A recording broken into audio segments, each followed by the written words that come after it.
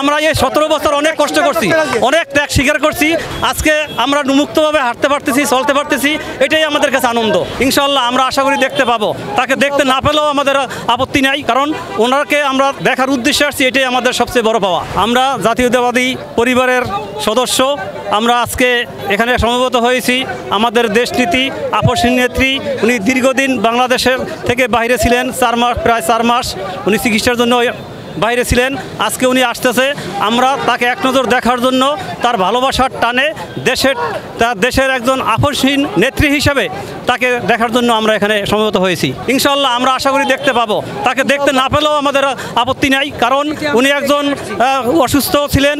এখন উনি যদি সুস্থ থাকেন তাহলে উনি আমাদেরকে দেখা দিবেন, আর যদি অসুস্থ থাকেন, যদি সেরকম মনে করেন আমাদের দেখা না দিলেও আমরা শান্তি পাবো, কারণ ওনাকে আমরা দেখার উদ্দেশ্যে আসছি, এটাই আমাদের সবচেয়ে বড় পাওয়া।